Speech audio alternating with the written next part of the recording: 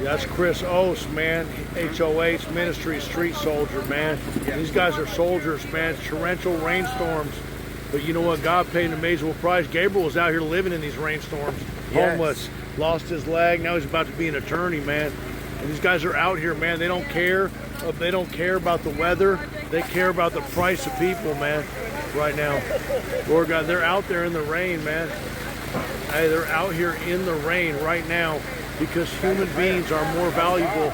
This is what's called stepping out of your comfort zone to love.